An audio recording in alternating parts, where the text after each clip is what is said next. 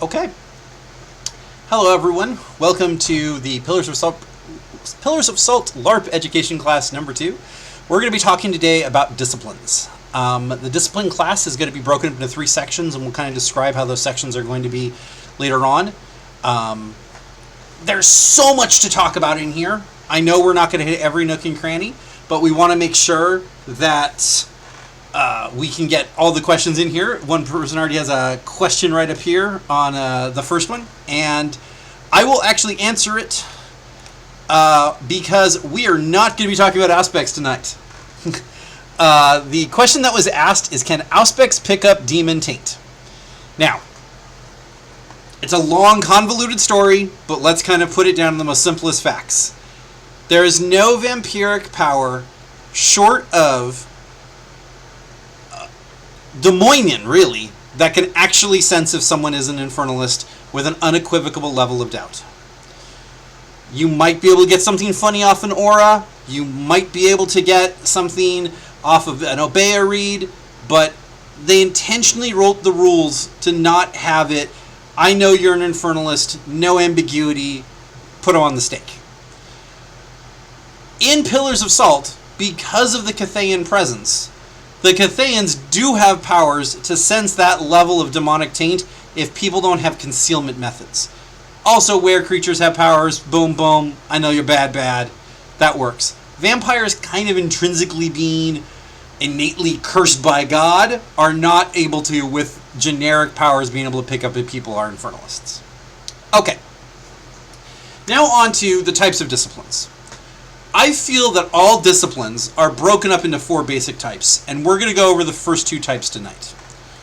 The first type we're going to talk about is Assault. These are all powers that are focused on beating up your enemy and taking down the guy. Control powers are all based on manipulating people, stopping them from doing what they want, and taking some sort of agency away. Defense powers are very much on either reducing damage, stopping aggression coming towards you, or evading things. Support powers are information gathering, and other kind of aspects like that. Protean actually is kind of a defense and a support, which is going to kind of come into play a little later. Now, tonight's class, again, is going to be Assault and Control. The next class we do is going to be Defense and Support. And then the last class is going to be Thaumaturgies in a very basic conversation. And it's also going to be Bloodline Disciplines. We're going to talk about some of the most important Bloodline Disciplines to kind of hunt down for. But let's move into Assault. The first Assault power we're going to talk about is Celerity. Now, Celerity, before anything else, is going to add a +2. Did anyone lose the video? It says I still have 8 people connected. Nope. Okay, we still have most people working for it. Great. Now, Celerity allows you to do extra actions at its core, but there are so many other little add-ons to it. One of the biggest things that people forget is if you have Celerity activated, and all active use of Celerity does cost a blood, you automatically get a +2 on your dodge if you have Dexterity. It's something everyone forgets. They almost wish you kind of almost ignored and you added the pluses to the other ones, but because not every power does that, they try to add at the top. It's something you're going to forget. Try to put it right in your face. Now, Alacrity. Initiative is a pretty unchangeable trait. It is what your trait is. If I am saying I am using my physicals, I am bidding, let's say, 7 physical traits, I'm kind of locked in that. I can't go and change that very drastically just without buying more traits. And you cap out of that very quickly based on generation. So if you're a neonate, you're only ever going to hit 11 traits on that particular scenario. And so your initiative is commonly going to be 11. You might be able to boost it with a fast kind of gun or a quick draw kind of thing. But at the end of the day, it's very hard to consistently break that level of initiative. So elders with their traits are always going to begin to start acting faster than you. Celerity, Alacrity lets you really kind of overcome that. For every level of celerity you have, you add 1 to the initiative. So if you're Cell 5 and you have 11 physical traits, you're beating 60 in that initiative, people aren't going to beat you. Unless they're Elder Celerity guys, but that's really showing just how utterly strong you can kind of be. Now, Swiftness. All range attacks are +5 to the exceptional, and you're +5 on the dodge. Now, they're really vague in this because they don't seem to express if that +5 needs to be a physical action. If I theft you with Thaumaturgy Theft of Vitae, it is a ranged attack. If I had spent Celerity on that round in my everyman turn where I am allowed to still use thaumaturgical powers, am I getting +5 on that? Most of the time, a staffer reading the exact line of it would kind of have to support that you would. So, because they emphasize so much that the extra actions are only physical and they don't take the time to describe anything else, it becomes a little kind of problematic. And the +5 on the dodge. But if you think about it, you're actually +7 on the dodge if you have dexterity because you're getting the double focus. Okay, rapidity. Extra action, you get a simple and a standard. The action must be physically based. When it's saying physically based, though, there's also another question. Could I be using a mental wits gun scenario during that physical action? Again, your storyteller will kind of rule on that. Most of the time, people will say that you would be able to do that because of the way that wits has kind of been written, but other people will say you must be using only physical-based focuses. Now, the next one is another +2 on dodge, and another +2 on mundane test exceptional wins. Now, this mundane test thing, let's actually hop to the book for a sec. So, it has to be a mundane ranged attack. The craziest part about this is we are not given that same comment on swiftness. Okay, this just says when making a ranged attack. When we get, though, to here, it says it must be a mundane ranged attack, not using a supernatural discipline. So, this is like your sniper rifling, this is you're throwing something, you get all those kind of bonuses. But the fact that one is so different than the other, it's hard for any kind of staffer to really rule that swiftness doesn't let you blast 5+ traits on the thaumaturgy hit. I'm not showing the book if I intended to. Oh!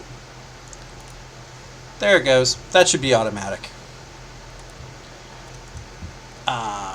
Thank you. Let's kind of go. So, letter G right here, it says if you scored additional success on a mundane range attack, but when we go up to swiftness, we actually do not have that mundane range attack comment. Okay. Now, fleetness, very simple. You get 2 extra actions. Now, celerity is expensive. You're spending blood every turn. You're locked into doing physical actions on the bonuses. Yeah, okay, so the question that was brought up. So, celerity while using a bow, enhanced Quietus 4. Does celerity 4 still stacks because I use a bow? Yes, it would. Because the Quietus piece, I presume you're saying that you're modifying your blood and injecting it into a target, is not the part you're actually affecting. You're getting the weapon there, and then the traits are going to come into effect after they've been pierced. I would rule that you're not actually doing the power with it. I'm not making a tentacle go faster. I am not making anything go faster. If I put the blood on the knife and I throw the knife with celerity, theoretically, the knife is mundane whether or not it is the delivery device for your magical effect. Okay. Let's hit the next assault one. Potence. Now, a lot of people have questions about, is potence better than celerity? Potence is pure, raw I get more traits, I get more beatdown, things keep going forward. Celerity is I have more opportunity. Now, if you're an Ancilla or an Elder, Celerity is almost always going to be better because you have the blood to spend, you have more than one blood to spend the turn, you can do a lot in your actions. If you're a lower level Neonate, so you might feel Celerity is going to match up for the people who you need more tries. Potence is great that it is... Book still up, yeah. Thanks, guys. I don't know why that automation just kind of failed with me before, but it used to work last week. So, remember to think about Potence is high risk, high reward, but doesn't cost you individual blood every turn. Because you're only getting one test to hope for that greatness. The book is still up. There we go. Book's not up anymore. Why is that not a choice? Output settings.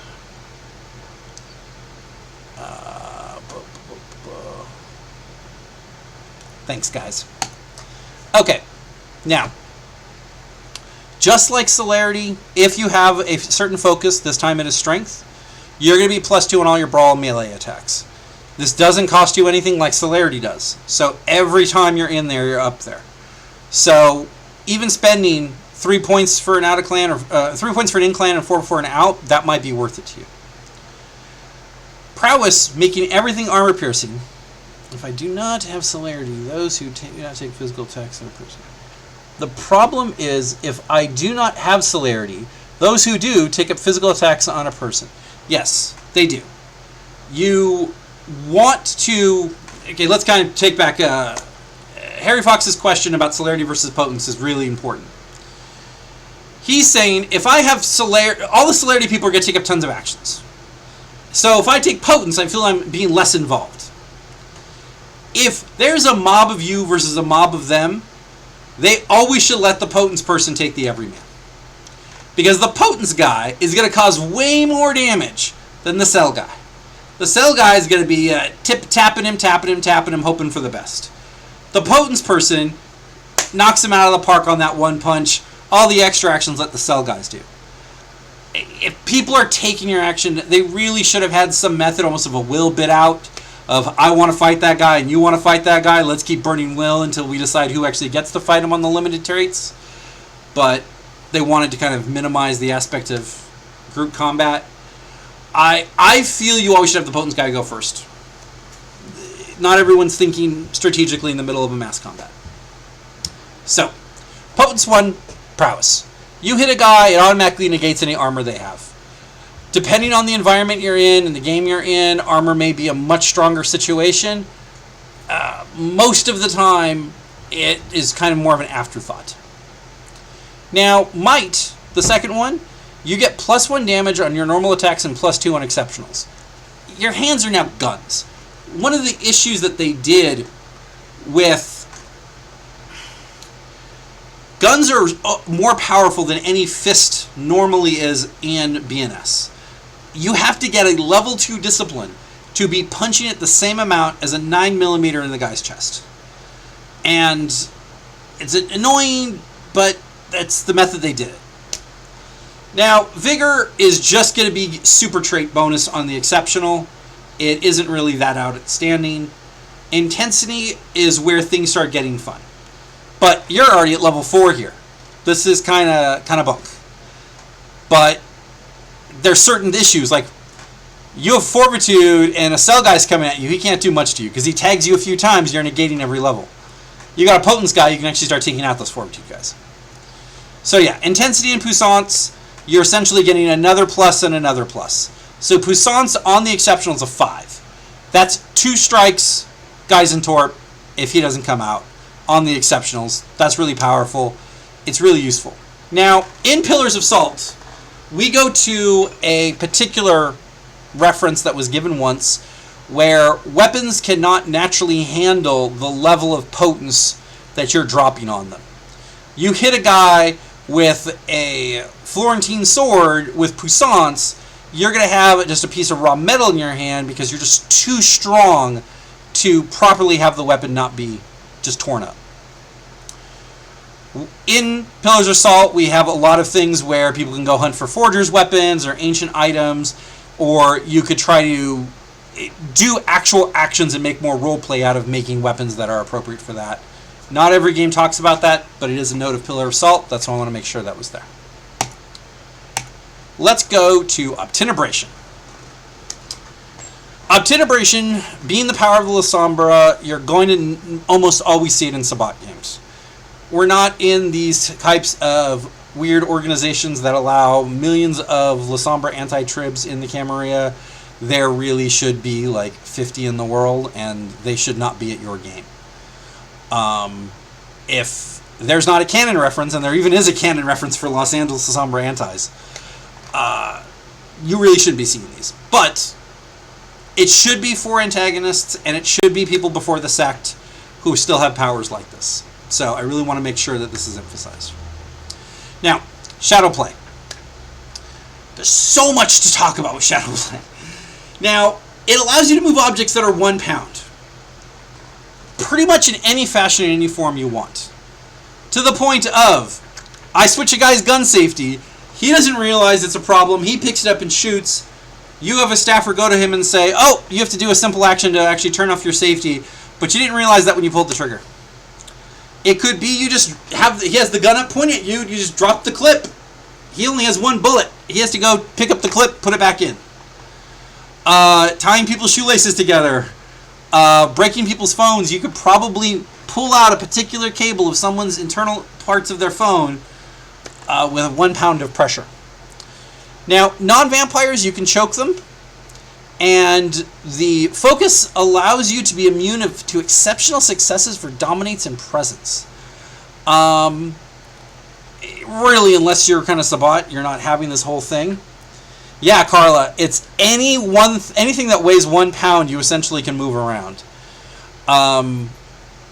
There was a little debate when we were writing this of what is the exact pull weight of a pistol. Could you actually pull a pistol trigger? And we kind of came to the conclusion there's way too much pull weight for that. But to actually drop other things, you easily with 1 pound could drop a clip. You easily with 1 pound can move a safety. So, now let's go to Shroud of Night, which is the common power that everyone sees around. They understand this is what's coming at you. It's 20 feet of darkness. They were very generous in By Night Studios about the powers that can cancel this. Protean 1 or Auspex 1 or a blind fighting maneuver focus lets you cancel it pretty much for 1 turn. The Protean and the Auspex is continuous. The blind fighting is 1 turn. Now, everyone is also -2 on attack pulls if they're in it. Because it's so... Oh, and the caster is never affected. It's important to note. If I do 20 feet of darkness over there, they might not be able to shoot me, but I can actually shoot through the darkness and hit them. My other La Sombra buddies are still affected, but I myself am not. Let's now move to Arms of Abyss. Arms of Abyss, for every level of Tenebration you have, you get an arm. They have 8 traits, and seemingly you could give them weapons. There's no differential that actually says you can't. So you can make them shoot with guns to get extra damage. You can make them swing accurate swords. The fact that you can hand them things to give them bonuses is kind of continuous. Now, they act as you can have them give you 1 trait to do what else you're doing, to act as an ally. Now, if you're by yourself and things have gone bad, you can just have 2 essentially support you, so it's you 3 versus an opponent to give you 2 more traits on that. Most of the time, you're going to be having them aggress of their own accord to take up aggressors. Because if you can have 2 people defend, or you're being hit by 3 people, you can actually respond at least to everything. Arms of Abyss, very powerful, very cool. Now, Black Metamorphosis. It lets you have another brawl attack at 5 steps from you with all of your potence bonuses. So, La Sombra have Potence in Clan. If you take a little bit of black med and you take a lot of bit of potence, it's a lot of bit of cheese. Because at 5 steps, you could grapple a guy on you and still slap his buddy around at puissance, and he's going to be taking all that extra damage. Now, you also get immunity if you have the focus from any Shroud of Night. So, this is kind of where you have your pack of La Sombras, you're all going after the bad guy, you do 20 feet of darkness, your buddies enter black med, everyone sees what's going on, tear up all the bad guys. Okay, Tenebrous Form. You're immune to all physical attacks other than fire and sunlight, but you can fully talk. That seems very weird. I'm just like this kind of shadowy form, completely breaking like the silence of the blood, going, hey guys, I'm a shadow dude. If you have the focus, you can use Presence and Dominate for the first 3 levels. I guess you could entrance people with your darkness. Why they made it just the first 3 also seemed a little weird. I guess they were afraid of people possessing. It is a fairly good immunity form. It's not the best immunity form. It's just good. Now, in Pillars of Salt, we also have a blind fighting skill. The blind fighting skill in Pillars of Salt is a secondary ability that if you buy it, every level you have will give you 1 turn of a blind fighting maneuver without having to spend a willpower for it or not having to have a dexterity focus for that turn.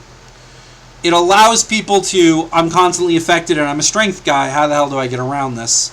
It gives you kind of a method to train yourself. Also, our Abyss Mysticism, we have expanded much more than the BNS, and if we have time to go into every other blood magic, we're going to talk about Abyss Mysticism then. So, let's now move on to Quietus. Now, even though it says it at the bottom, I'm going to kind of bring it up to the top. We're going to talk about Quietus, the warrior path. There is theoretically different Quietus aspects for every cast you are. It is something that Pillars of Salt does. The power that is listed in BNS that every other game is going to be playing is essentially the warrior's path. Most of the powers are the same. There's a few special ones for Viziers and Sorcerers. Because Viziers are so common in the Camarilla, it becomes more noteworthy for us. But I wanted to make sure this was generic for everybody. Now, Level 1, Silence of Death. 10 feet of silence. This is what you do when you want to shoot someone, when you want to assassinate someone, you don't want them calling for help.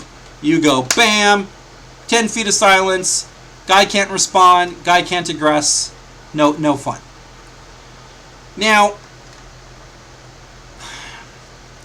Thaumaturgy and Infernalism.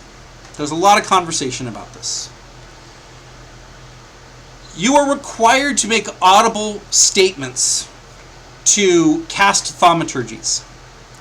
But there's been more than enough fact that if I'm aggressing against you, and I have Quietus, I turn Quietus on you, you can still cast thaumaturgies if you can't even be heard. From that in the reverse, if you're a sorcerer or you're a Tremere who happen to diablerize enough to get enough Quietus, you can start casting magics silently. And this is really the only way to do that. Now, Infernalism, there is a lot of infernal powers and dark thaumaturgies that you must audibly declare the nature of your allegiance at that moment. They talk about it a lot on the actual infernal powers in BNS. When you die, it is obvious you're summoning a dude to, when you kill the person, let's say to reincarnate again and all that other stuff. If it's 20 feet of silence, hey guys, I'm just casting weird magics. I'm not infernal. It gives you another layer of protection that really should be picked up as quickly as you can. Now, Scorpion's Touch. When you hit a target with a coated weapon, they are -2 traits on attack pools and -3 if you have the focus.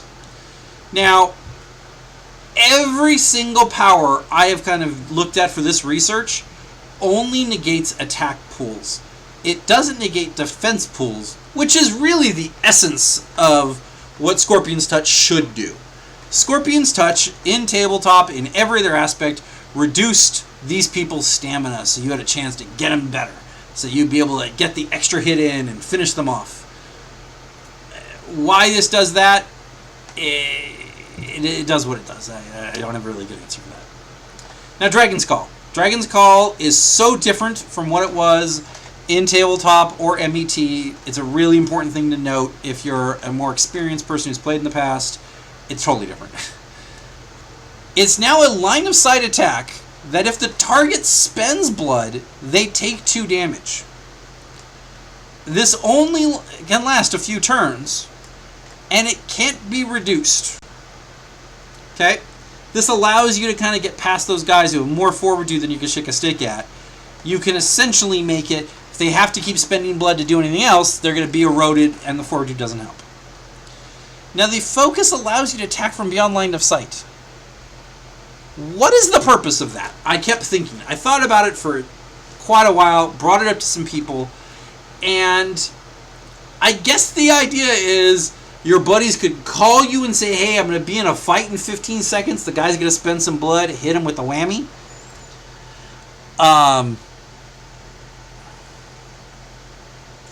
So it should be noted that this was brought up by Laura in our chat. It should be noted that the default cast of Asmite in the Camry of Viziers. In the Sabbat, the default is Warrior. Almost all the default rules, though, in BNS are the Warrior version, because the Warriors were from their first edition Asmite Splat book. It is also because the separated Schism things is a Onyx Path book, and BNS and Onyx Path have a strong separation. Now, the last piece of Dragon's Call. I thought a lot about it, and I thought, what's the one time I know someone's going to be spending blood every night? It's when they wake up. Theoretically, with Dragon's Call, beyond line of sight, if I know I've tagged them before, I could do it when I know they're waking up and have to spend the blood to arise.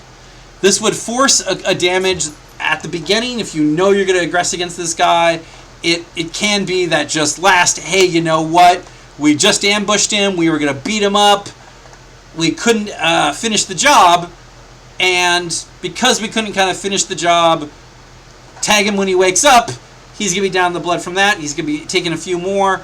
It allows you to essentially beat them when they're down. Now, Ball's Caress. You can cope melee and arrows to be ag damage. The focus allows it to last more turns, and you hand these to your friends. Now, this was brought up before. Theoretically, with Celerity, you're not doing a discipline with Celerity. You're shooting an arrow that just happens to be infected. If anyone ever gives you guff on this, the basic concept is it's poisoned. If it was a mundane poison that hurt vampires, it would be just the same. The fact that I am refining this poison from the blood of my body through my connections to Hakim, still, it's just a poison. Now, Taste of Death. Taste of Death is the advanced of Quietus. It allows you to do a lot of the powers such as Scorpion Touch and Ball's Caress at range. Oddly, the range is not listed. They did not make it like an athletics plus physicals equal times 2 feet. So some storyteller is going to come to you and they're going to say that distance is too far. But by the exact rule of the mechanic, it theoretically should be line of sight. So if you want to kind of get into an argument with the staffer in the middle of a tense moment, that's kind of the argument you're going to want to start with. Now, with the focus, a lot of those powers become stronger. Okay? I think we're done with Quietus, and we are now going to move to Vicissitude. Now, Vicissitude is one of these kind of... Let me make this a little larger for people. It's a little small for me, so let's build this up a little. Okay. Vicissitude, while being the power of the Shimase, there are multiple ways for Camarilla vampires to get this. First, you have all the Vulgari Toreadors, and you have Throwback Tremere with natural Vicissitude merit. So, Vicissitude is not a common power, but common enough that it's something that you might have to deal with. Now, Malleable Visage allows you to physically look like other people. This cannot be bested by Auspex. There was no mechanic listed that no matter how good of a crafting you do, I can somehow break through that. It it was absolute. Back in the day, there was this conversation about vicissitude marks. If I had enough lore, I could see that your skin just wasn't quite white. It was just a little off.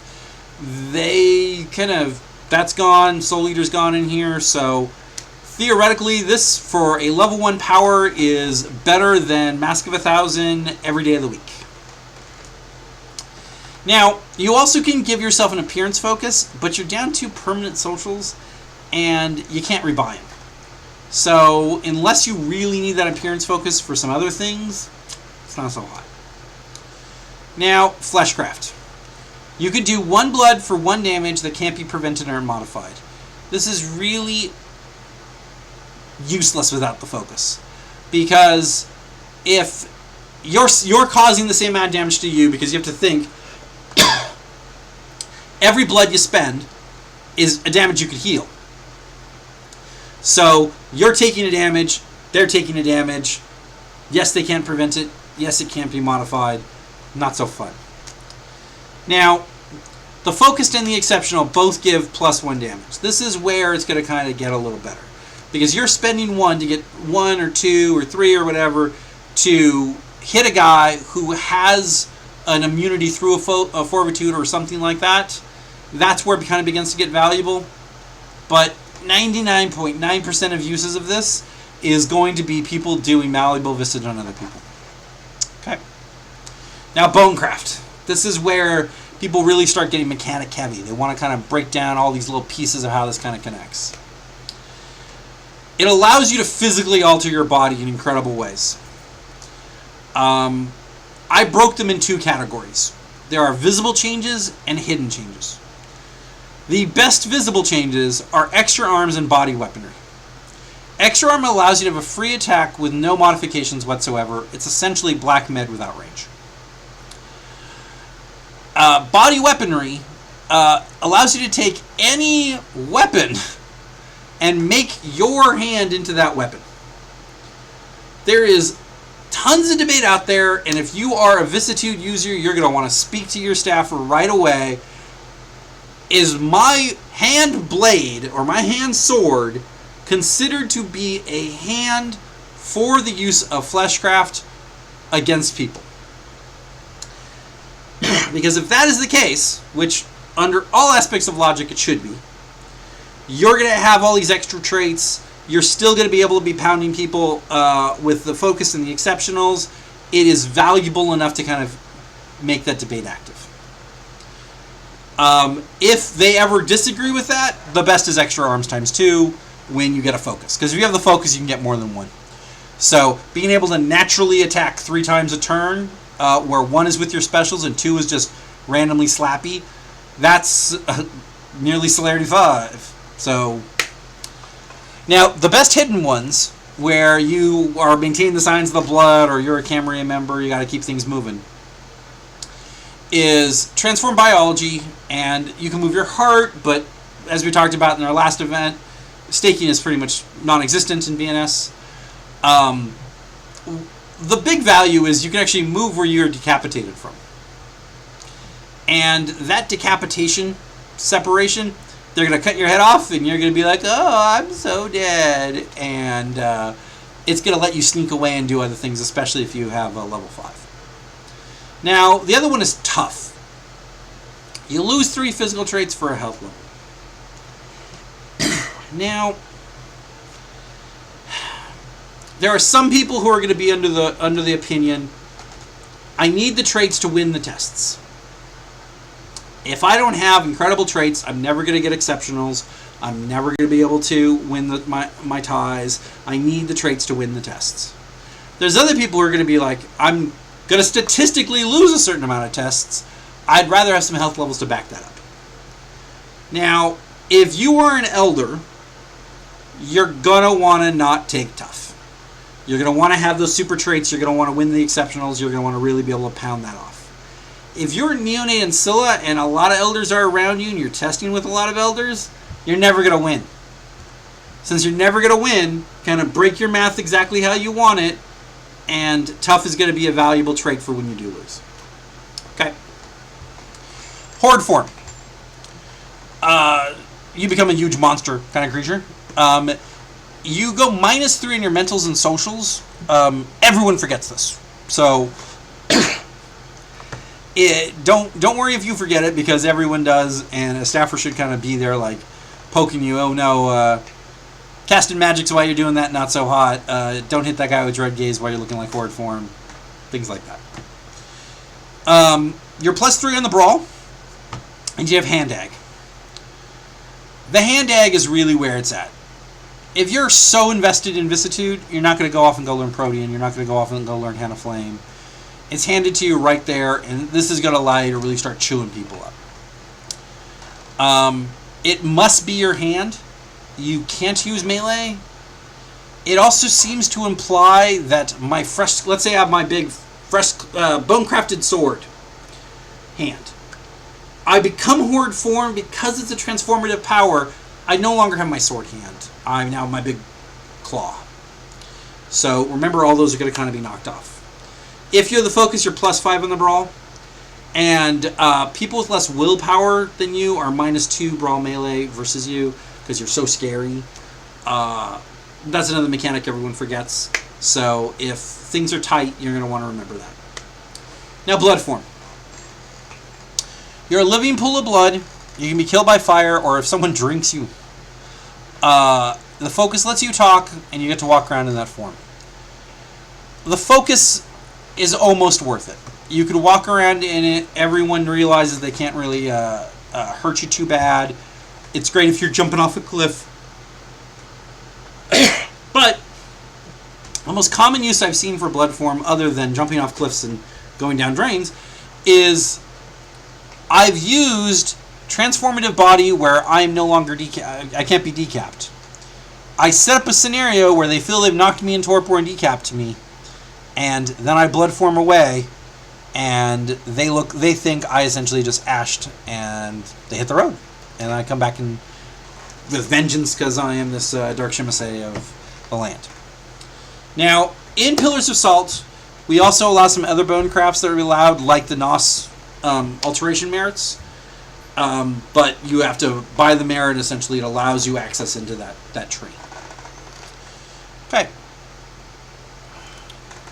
Now, we're going to start the first control power, and I'm going to take a drink right here, because I'm a talking fool.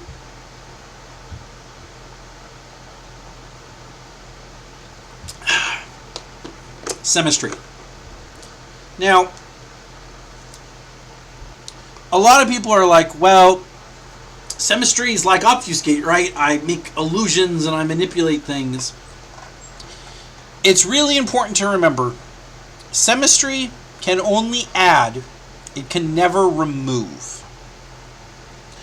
So, it's completely fine that I pick up my phone and I can make my phone look like a deck of cards.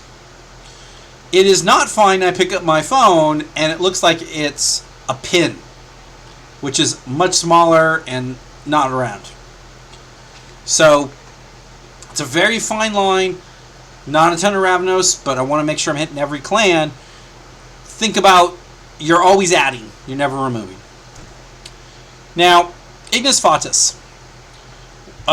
You can make 1 sense static illusions, such as closed doors, gunshots, making someone else smell like brimstone, fake a vessel transference. These are all top ones. Like, oh man, we'll walk up to that dude. He definitely smells the infernal.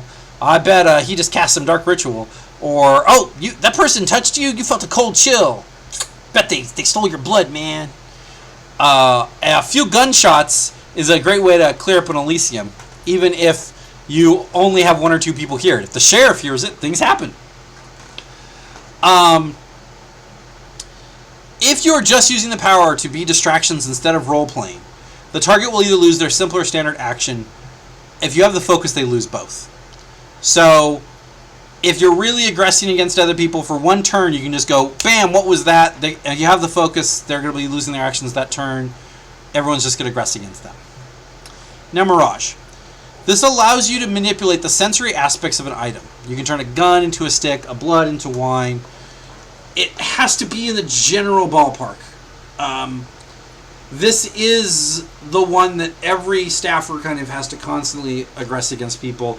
I cannot make a 12-foot staff into a pool cue because it's not 12 feet. I can never remove. I can only add. Now, the sensory aspects of them are entirely there. So you can make someone have some wine. They're gonna think it's blood, but they don't have personal masquerade. They are still gonna vomit it up. So physical always trumps the nature of the illusion. Now, apparition allows you to have things go move of their own accord. So, like, you actually can have people seeing fireworks run across the sky, or you can roll a grenade into a room, and the grenade will never blow up, but it will actually roll. It's important to note you don't need to be changing something. You could theoretically, with Mirage, throw a phone in there, say it's about the size of a grenade, and whoever gets hit with the power is going to think it's a grenade. With apparition, there's nothing. You're throwing at something, nothing's there, they get affected. Now, permanency, it makes a mirage or an apparition permanent, so you can walk around with it all the time. Hey, you know what, buddy, I have this great gun for sale, and you hand the guy the gun, and he makes the deal. He's going to think the gun is real until he starts shooting it. It's important to note you can make, like, oh, here are my car keys, and they can leave your presence. They last for a long time. Or really, really good people also use this for, hey, this is the photo of the guy I saw, without having to use telepathy, without having to use any other artistic skill. Here you go. Here's a physical representation. Now, Horde Reality. This is the one that every NPC Ravno seems to have. If players drive to this thinking it is the end-all, be-all, and it is impressive. I'm not going to doubt it's impressive. But you have a lot of other things where it takes really great, imaginative people to make the first 4 levels really valuable. If a player is not willing to really invest into sneaky tricks and think about all these other things, it's going to be rough for them. Now, Horde Reality, it is just the brutal beatdown. I don't have to think so much. It allows you to make illusions that will cause 3 normal damage or 2 aggravated damage against the target. If you have an exceptional success, it's 4 normal or 3 ag. This is what allows me to walk in with a flamethrower and I torch the crowd and the flamethrower really isn't there.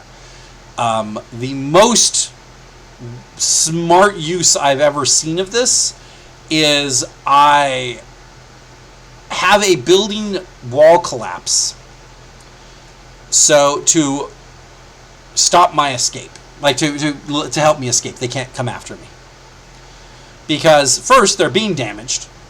The guy who gets damaged, other people might just run past him and not be affected by the illusion, but it allows you to cause a damage. The person feels that they're like, oh well, I believe that dude with Potence knocked down that wall. It allows you to have that kind of extra moment. Other people just go, I throw white phosphorus, I don't care, and try to beat my tests. Okay. Now we're on demontation. Now, there's 2 pieces about the demontation debate we need to bring up. The first piece of the demontation debate is it obvious? They are never really locked down. I absolutely know I'm affected with certain levels of it. Passion, Eyes of Chaos, these really are likely completely unaffectable. The fact that I just rationalize that I'm feeling more passionate or less passionate, unless I'm on some path of enlightenment, everyone kind of ebbs and tides. Me randomly seeing illusions and being crazy, I obviously am going to realize I'm affected by some type of power, but really speak to your staffer about do I realize that I've been hit with. The other part in here, which I actually didn't write on the form, is you can't have demontation unless you have a derangement. And it allows you to have a lot of power if you're a Malk teaching this. They have to have a derangement. You have to have empathy, which is the test pool for this. You can find out where the derangements are, and then just start wrecking them with high levels of this. So don't forget that, storytellers and players, when someone wants to buy a little demonstration, if they don't have a derangement, they instantly get one for no points. Now, passion. You can use this to make a target on edge. They have to spend a willpower point or have some type of outburst. Or you can make them incredibly calm, which they're not allowed to start combats. They are going to be fairly sedate. To cancel any of these, they can spend a willpower. The focus allows them to make them a little bit more susceptible to dread gaze or other powers like that. It allows them to, or it makes them more resistant. Now, if you also exceptionally success for this, for at least 3 turns, the target cannot spend willpower to ignore the situation. So, because passion is this vague aspect if it's detectable or not, it is completely fine to hit the harpy with passion and then say, "Oh, I think your dress is off the rack." And she's like, "What the hell are you saying?" I start screaming at you. And then you're like, "Oh, I didn't realize you had such little control of yourself." Eventually they might figure out you demontated them, but at that moment they really shouldn't. Now, haunting. The target is -3 in all attacks tests for 3 turns and -1 for an hour. It also will add a derangement trait if they have a derangement. If they don't have a derangement, it really just goes into a pile of nothing. Now, if you do an exceptional success, it will extend the time for the entire game, but the focus is really what everyone talks about in Intimidate. The target loses mental focus. So all those guys, you're seeing those Tremors shooting you down, all those wet focus guns, you walk on up, bam, haunting focus. They can't shoot from range if they don't have wits focus. They're now going from a 10-11 trait bid to a 5 to 3 trait bid. So it's a really powerful knockdown if things are going bad. Now, you're also going to want to do this against aggressors. It is a much more control power. Someone's about to attack me, I'm going to haunt, or they're attacking my friends. Them losing 3 to 5 traits is a great thing. Now, Eyes of Chaos. +5 academic or investigation on a mundane uses. Now, that seems kind of useless, because at the end of the day, how many times is a staffer going to just test you on some mundane kind of use? But when you read the description, it is way more than that, and people who have this really should be able to push it. It allows you to do mental acuity tasks instantly with a standard action or with the focus and a simple. And the examples they give are, you can look at a crossword puzzle and solve it right away. So a normal staffer, a normal person, should interpret mundane actions that are mental, that are taking a scene to do, you can do in a turn. That is going to be incredibly effective in those moments before a fight, or I want to search an entire guy who's just in torpor for a second before his buddies walk in the room, or I want to try to memorize exactly what that Cathayan diplomat was writing on that paper, and I'm going to duplicate it later. It is rock solid for, I only have moments to act, and I can. Having said all of that, Voice of Madness really should have been more, because it's such an RP concept and not a concept of here's a mechanical thing people cannot debate. It makes it very difficult to adjudicate. Now, the kit and caboodle, total insanity. You whack a guy with this, they're out of commission for an hour, and the big question is just how out of commission you want to make them. If there is a fight, demontation is a strong trump card. The first concept is fear. The target will run from anything threatening, will only fight if cornered. There's that guy with tons of celerity and tons of potency you'll never beat in a million years. Well, he doesn't like the sound of gunfire. And confusion makes them -5 to their aggressions. If you still want them there and want to slap them around, that's where confusion comes into play. And fugue, they won't start anything. They won't talk to friends. They will only aggress if pushed. That is more the social one. Just sit in the corner and leave me alone. Now, I realized, by the way, I missed something in this kind of interpretation of the way I was writing demontation. Haunting... Voice of Madness will let you give a person a derangement. This derangement that you give them, you are able to fully describe, and every time I hear, oh, you're afraid of what's right now in the room, or you have, you don't like white people and I'm white,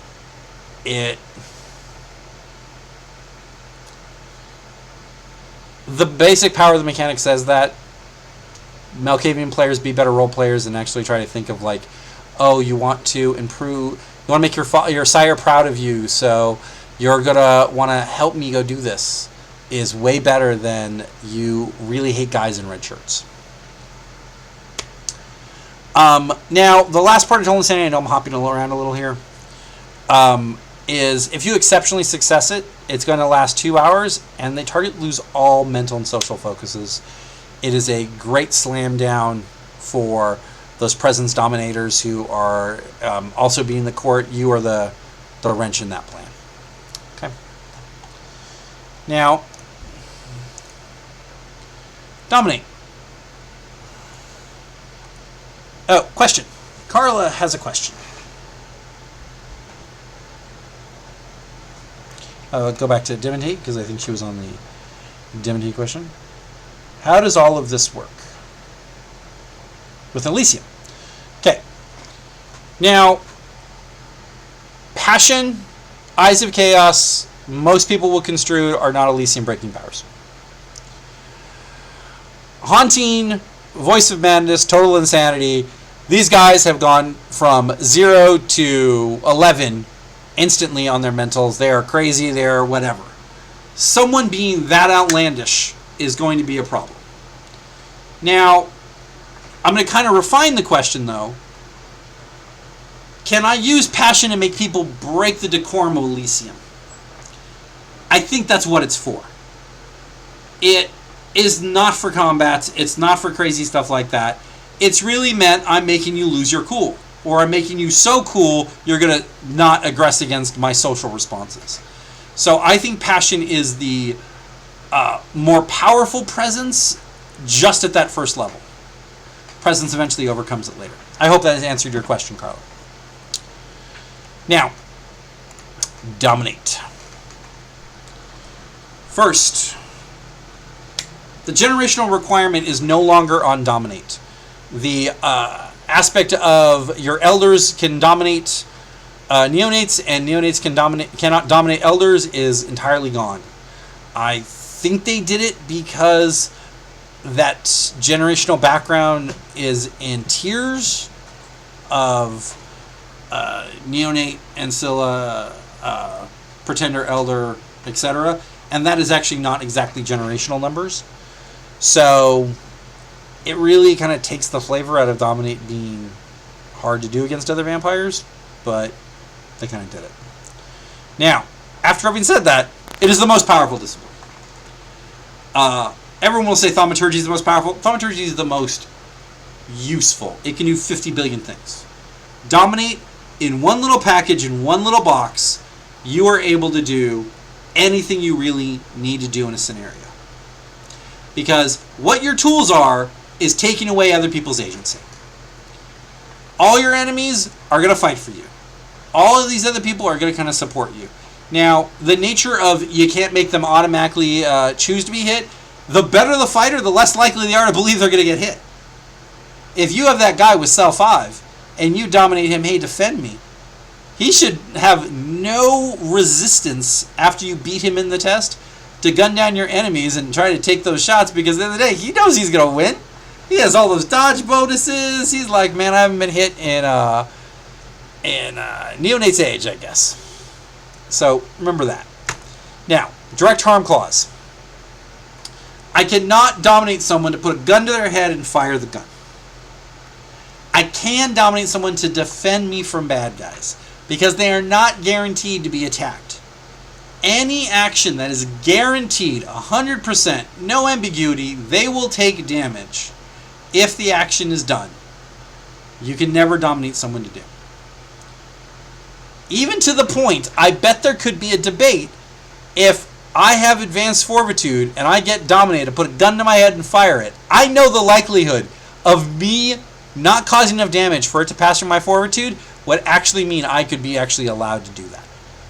So, think about those things. Now we get to command. One word, one action, you tell a target what to do. Okay? The most common words for this are defend, disarm, flee, and sleep. All of these effects will only last one turn. You can't ask a guy to take a nap and expect him to go through a REM cycle and then wake up and go, oh, where'd the fight go? No. Flee, he's only going to do his 6 steps away. Okay? Now, if you get an exceptional success on this, the supernaturals will not know for 3 turns they've been manipulated. They will believe it. If you have a focus, it actually makes this power last 3 turns instead of 1, which you're getting into the nature of longer than that. Now, someone said, can I say the word torpor? It's not going to help at all. Because the nature of torpor, to enter torpor, you have to be at the moment you are choosing to spend vitae, and you choose not to spend vitae, and thus you fall into torpor. You cannot just go, yawn, I'm an elder, I'm going to go to sleep now. Torpor sounds great. The exact letter and ruling of it is no effect can permeate beyond the 1 to 3 turns based on your focus. But in 1 to 3 turns, if you can't control the way a fight's going, you can't control the way a situation's going, you got bigger fish to fry. Because if I can't tell you, leave, gimme your gun kind of thing, defend me, that should be, that is already a Swiss Army knife of get out of jail. Okay? At level 1. Now, let's go to mesmerism. One phrase the target will do. They do not need to have it happen right now, though, but it needs to have some type of trigger. It will last 1 month. If they have an exceptional, they weren't known that they had to do it. If you had a focus, it lasts 3 months versus 1 month. A lot of lazy people just use this as full sentence command. And you're allowed. No reasons, no problems.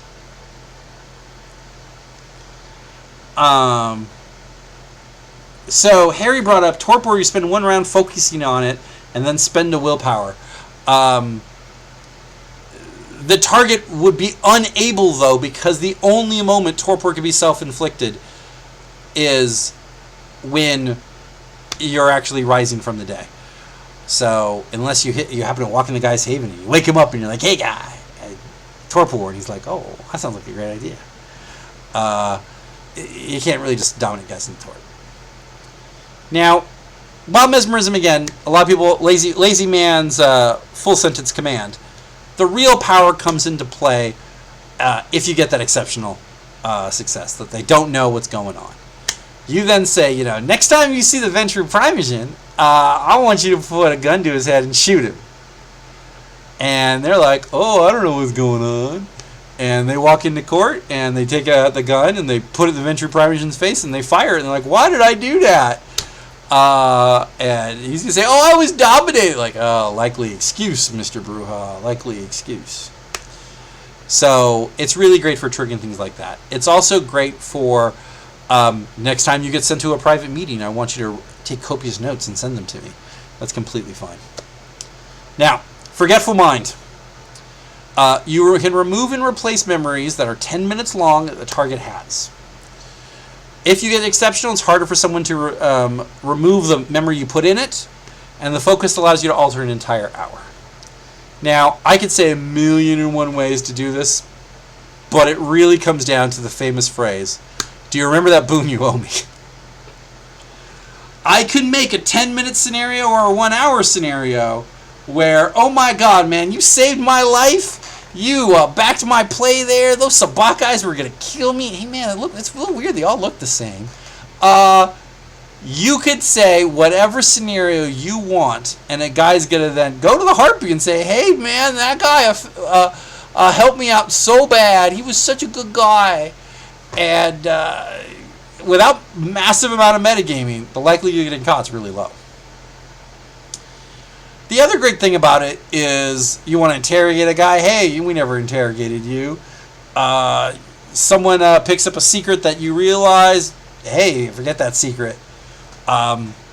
If you have a lot of physical control as well as the dominate, if you're great assault and dominator, another great trick is I just walk over to you and say, hey, you know what, how do you feel about this incredibly controversial issue?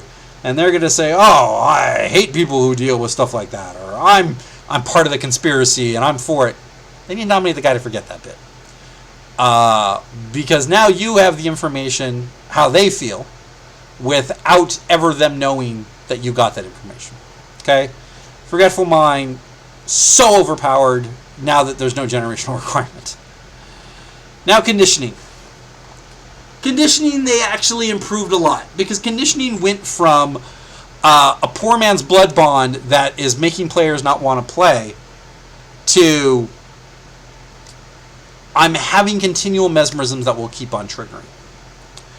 Now, I have to have a person for 3 hours to do this power, and it creates this semi-permanent mesmerism trigger. Here's great examples. Every time you talk to your clan, I want you to write it as a note, send it to me, and forget. Completely kosher. Every time you hear someone say something negative about me, I want you to text their name to this number. Completely fine. Triggers all the time. Conditioning is pretty rock solid. As long as they're still... You want to also hit something common enough. You don't want to do every time I'm in a fight, defend me, unless you're the sheriff. Because if the effect does not trigger, it eventually will wear away. Now, possession.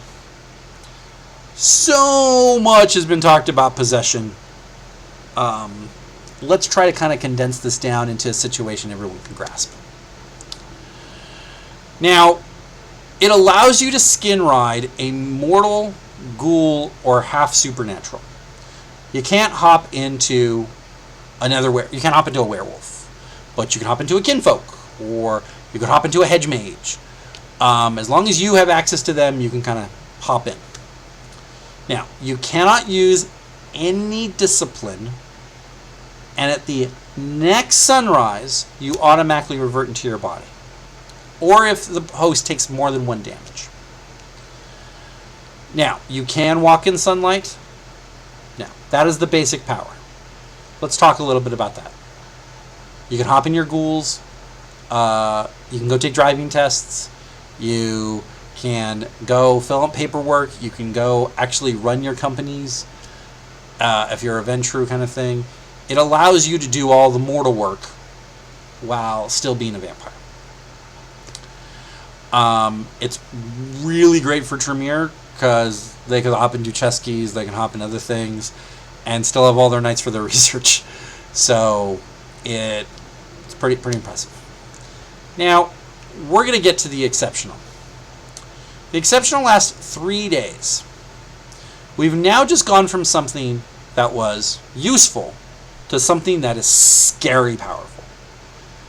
I find out where another guy's haven is. All I have to do now, hop in a body, go to a mobile gas station, fill up a whole bunch of gas tanks, go there, light that guy's haven on fire, and say, If you don't like fire, hope you like sunlight. And walk home. With 3 days, you got all the planning in the world, and no one's really going to be able to track you back, because you can always just ditch the body. I go back. Now, if you have the focus, you can use the first 2 levels of your mentor social in clan discipline. Now,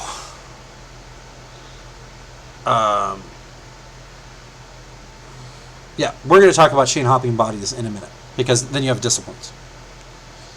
Now, when you actually have the focus, there is some real concerns to come into play, because having the first 2 levels lets you work really well. There's a little caveat, by the way, which a person just brought up. If you can actually use possession, which is a level 5 discipline, to hop from one body to another. But that's not really where it gets sick. Where it gets sick is the other 2 clans that have dominating clan. Other than Ventru, you're looking at the Lasombra and the Tremere. Obtenebrate and Thaumaturgy in the middle of the day is so powerful to take out anyone you want. I'm going to go nuke that guy's place. I got Lure of Flames. I don't even need to go to the mobile station. Tag. I'm going to go do a weather control. I'm going to go do Path of Conjuring. All the Thaumaturgy at your hands, those first 2 levels, it's in clan. It's really, really powerful. Obtenebrate, hey, I'm going to just drag a guy. I'm going to make a 20 feet of darkness when all the fire trucks try to come. And they're going to be like, Masquerade Breach. I don't care. I'm somebody. So, that's rough. Now,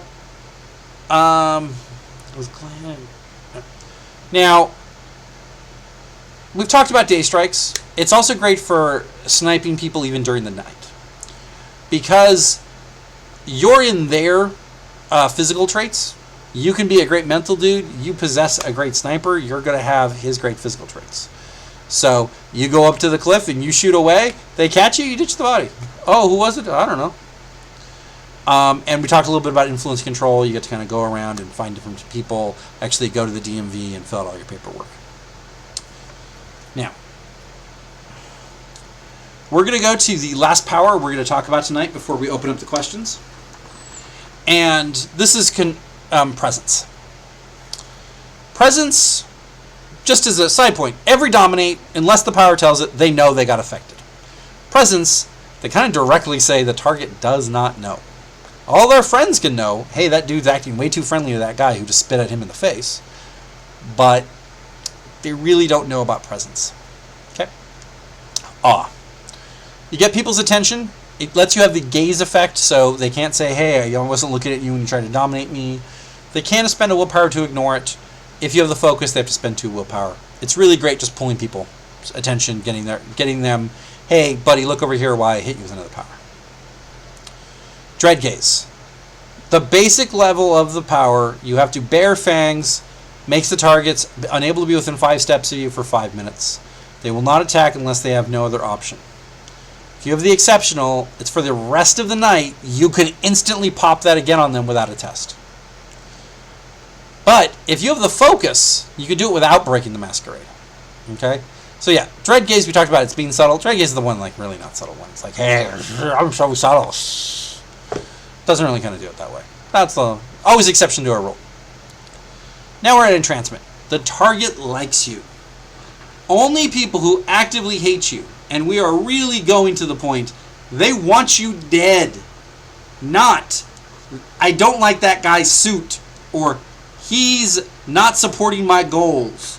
This is, they want you dead, are the only people who will know they've been affected. Everyone else is like, hey, he had a very compelling argument today. He's been an ass every other day, but he was very compelling today. Now, if they've been affected, they cannot attack you, and they will generally try to support you. Politically, they don't have to jump in front of bullets or anything. Now, if you have an exceptional success, they are -3 in resisting other presence powers that you cast. The focus lets us last 3 hours instead of 1. In social scenarios, entrancement is you throw it around. Because unless that guy's your arch enemy, everyone's going to think it's completely kosher. Now, summon. It calls a person you know to your location. They can spend 10 minutes in preparation before coming. They will not do a suicidal action. But they don't necessarily know if it's suicidal. So, like, if they're on the run for their life for a blood hunt, they're probably less likely to come. But if they're just like, someone's summoning to the Elysium, I better go take 15 minutes and fix my hair and put a suit on. Even if you're there preparing to ambush them. Now, exceptional success, the target does not know the power was used.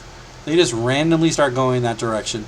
Their buddies can say, hey, you know what, you guys got blood hunted in the city, you probably shouldn't go back there. He's like, man, but I left my car, and I gotta go say goodbye to my sire. Whatever excuse they're gonna come up in their head, they're gonna go back. Also, if you have, one second. Now, if you have the focus, you can call anyone you have bound or your retainer without doing a test. They'll come on by, and you may even do this power in torpor. Hey guys, I just got knocked into torpor and staked. I'm in this prince's gardening shed. How about you guys come bring a body bag and take me home? They are going to come and do that. Because they're going to be like, oh, why did we go to this gardening shed? There's my Dominator. I should go help him. So people who classically have in-clan presence, never leave them alone, even in the day. Now, Majesty. We talked a little bit about Majesty last class. It is incredibly impressive on what it's actually trying to do, but think about it in the reverse. What it naturally does, and when you read it and you're like, hey guys, I just bought Majesty, everyone's going to love me, is everyone in your general area is going to be respectful and non-combative. They have to test you to break that, and it does not stop other people who you've affected with it if one or two people break it. It also doesn't break it for everyone if you attack a guy. So, I'm Prince of the City. There's tons of anarchs there who don't like this one guy, who love this one guy who I'm going to go kill. You can call me Don Sebastian. I enact Majesty, and I kill the bad guy. None of his anarch buddies, if they can't beat my Majesty test, can aggress. They are sitting on the benches. Incredibly powerful. It does have a blood maintenance cost, but if you're an elder with this, you're spending it with pride. Now, the focus is you're immune to other people's majesties, which is great when you want to have an elder on elder kind of, hey, you got Majesty, I'm going to buck on in. Or if you're the big firebrand brouhaha where you're like, I know that Prince got Majesty, I'm going to go get Majesty just so I can walk on in and get past all of his problems. Okay? Now, that is the last discipline we're going to go over tonight. The next group is going to be a lot of defensive and manipulative kind of things and kind of some other much more tricky powers. But right now we're going to be opening it up to any other questions. So I'm going to let this run for at least 2 or 3 minutes to make sure that no one else has any questions. And then we can... Okay, here's our first question. Would any level of aspects allow you to discover who is dominating another person? I'm thinking all the times the tortoise have crawled through everyone's brains. Okay, classic, very good question. Now, if I have telepathy, and I go into you, and you've been dominated, if it was done with any grace, like if the guy's like, hey, you walked around that corner just a moment ago, 10 Sabbat came up, I came in with a machine gun, killed the Sabbat, and saved the day, you owe me a boon, and then you walk back over to that door, that's fine. If you drop a memory that makes absolutely no sense, pink elephants, flying basset hounds, all this craziness, if a random person with aspects hops in that guy's brain, they're going to be like, that's crazy talk. And they're not going to buy that. But they will see it as the person saw it. So if it's a reasonable thing, they will believe it. Now, if you also have forgetful mind, you can actually begin to tug on those memories to see if they're real and actually test to try to break those. But Auspex alone, on a proper continuity or an averagely intelligent kind of guy, is going to be fine. Okay. Any other questions?